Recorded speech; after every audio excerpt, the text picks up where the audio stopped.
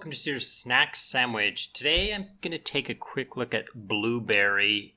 Blueberry says or claims to be the automated boosted LP strategies for Uniswap version 3. So basically leveraged up Uniswap version 3 positions.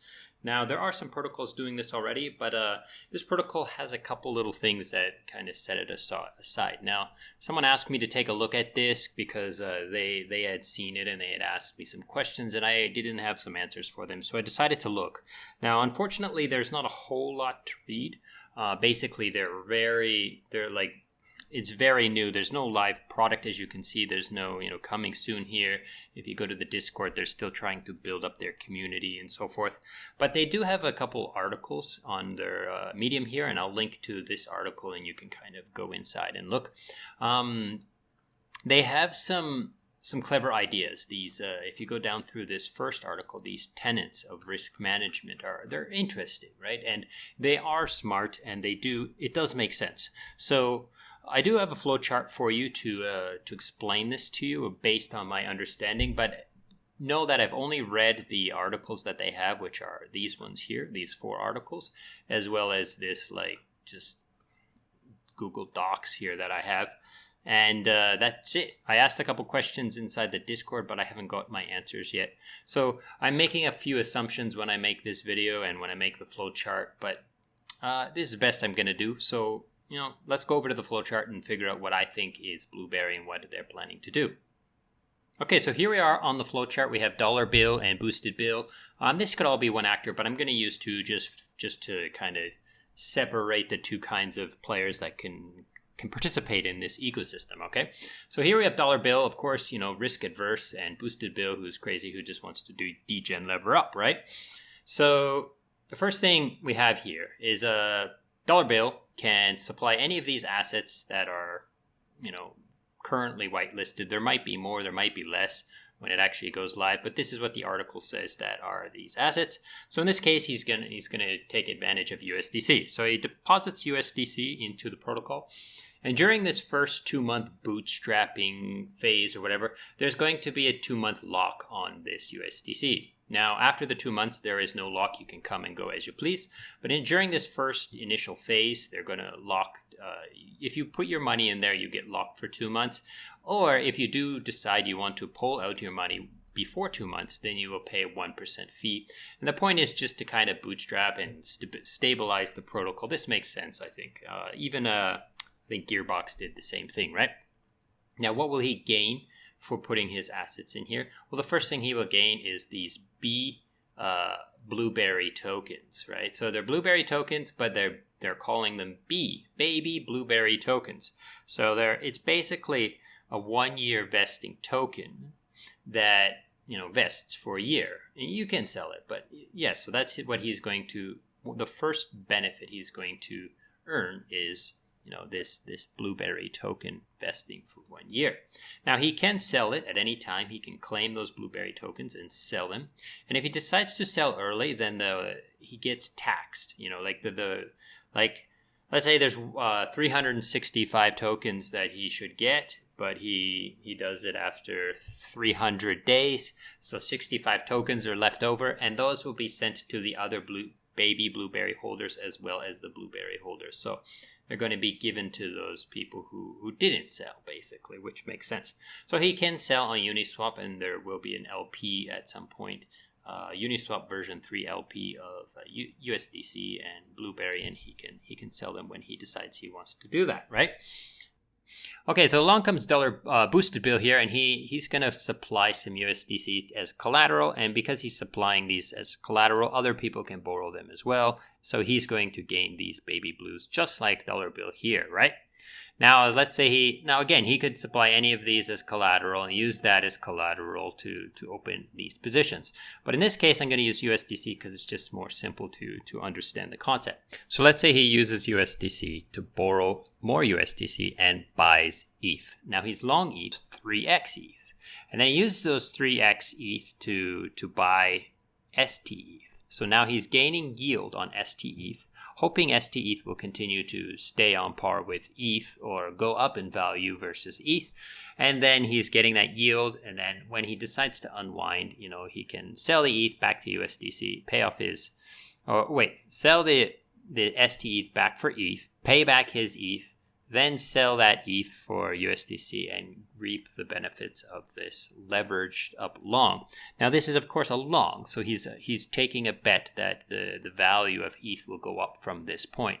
So kind of think of it like just like trading the price of ETH, but it's leveraged up, okay? So the next thing is, let's say he wants to do something more neutral, so he could supply ETH and borrow ETH. So then he's not really longing the price of ETH because he used ETH, right?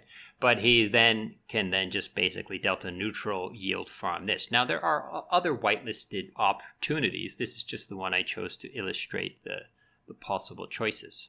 And the third one is he can supply some sort of assets as collateral again, borrow ETH and USDC, and enter a managed Uniswap version 3 position. So they say the Uniswap version 3 position, depending on the strategy you choose, you can get like 1.5 to 3x as well. So this would be a 3x probably position and 1.5 to 3x position on Uniswap version 3. So concentrated liquidity. But these positions are auto vaults. So they're going to use Ichi for some and their own Blueberry ones for others, depending on the liquidity pool that you have chosen. So they're going to manage the ranges for you, keep the price in the range, and you're basically just farming those trading fees in the concentrated liquidity, right? So these are the three types of loans that you can take, okay? Now, there's more to this. Now, what makes this special is that they're having a lot of risk perimeters in here. It sounds very degen so far, but if you think about some of the risk considerations that they're taking into effect, then you can see how it will be a little less risky, okay? So in order to decide the collateral caps and like the collateral ratios, and then also the actual price of the assets when it would get liquidated, they look at several different features, okay? So the first thing they're going to look at is the liquidity depth, right? So looking at the price of ETH is not as important as looking at how much ETH can you sell in the market. So like ETH is pretty deep, right? Like you can sell a lot of ETH into the market without like causing slippage, but what if that was a shit token instead, right? So they can still accept a shit token, but then they're going to consider the liquidity inside the general market. And now this is where it's not unclear. Are they going to only look at the Uniswap 3 positions that they've built, or are they going to look at all the protocol on chain everywhere, all the liquidity everywhere? So this is a little bit, I don't know, right? But I would assume that they would look everywhere, but that's an assumption. So they look at liquidity depth, because if you can't sell the collateral for what it's worth in your position, then it's not worth that, right? So that's their main consideration, is the liquidity depth. Can they sell that collateral in order to actually recoup the losses of, or the debt that has accrued on that collateral, right? So they're going to use the liquidity depth to set the collateral ratios and the collateral cap limits of the specific different collaterals that can be used to borrow, right? So they're going to also look at the token source. So again, with some sort of shit token, think of it like a project that's fully anonymous, or a project that has burned liquidity pools. So like if they didn't burn the liquidity, they could pull the liquidity and then it wouldn't be able to be liquidated. So things like this, who is the team?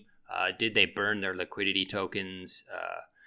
How many backers are there, and things like this, and what other kind of assets that the treasury has. So they're going to apparently do a proper risk assessment of the token before they allow it as collateral in this position, in this protocol, right? And then the loan destiny. So this is the important part, okay?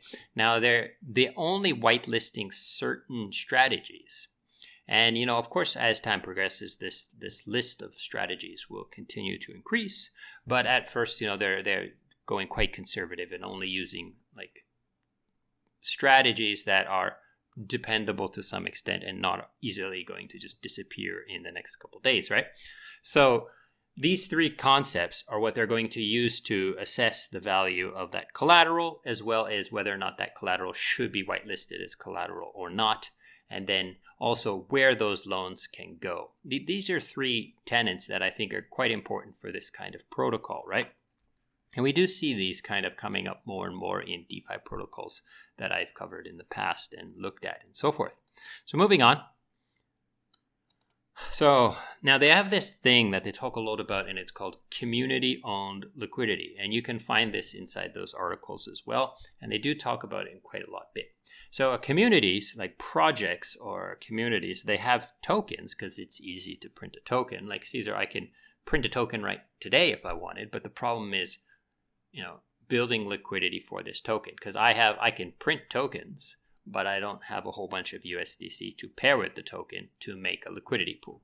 So considering these things before, these tenants, right, they might decide to support a protocol or a project or a community and say, okay, you can supply your token as collateral, and then you can borrow USDC and your token and provide like concentrated liquidity, right? That is automatically managed by these vaults, right? The price ranges are automatically managed, right?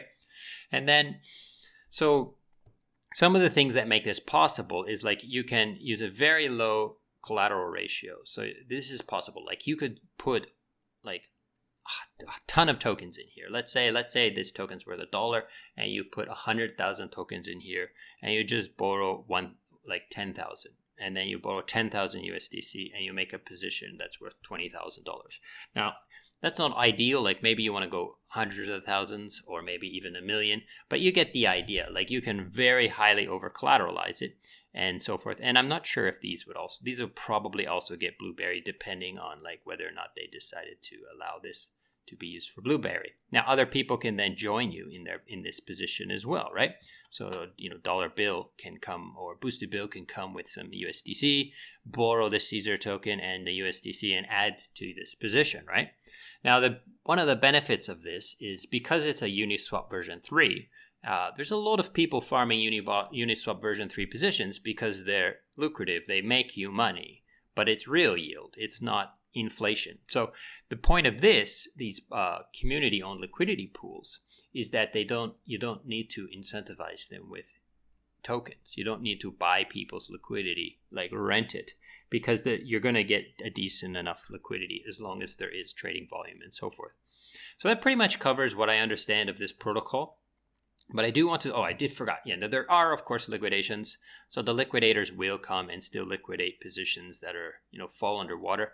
But they say that the liquidations are highly reduced because of this, this auto vault system where they're constantly, changing the position inside the Uniswap version 3. So since they're doing that, your collateral and your position will kind of be a lot more comfortable because if your token's going up and then you will sell a little bit for USDC and it'll adjust the ranges and so forth. So the liquidation, the auto concept of the auto vault, the automatic concept of the auto vault will help to reduce the possibility of liquidation in some cases. Now, of course, if you just some bad actor who has a whole bunch of Caesar tokens just starts dumping like crazy, you might get liquidated, right? So that's up to the team to manage the distribution of their tokens honestly and responsibly, right? Okay, so that pretty much covers it. I hope this has been useful and interesting. And again,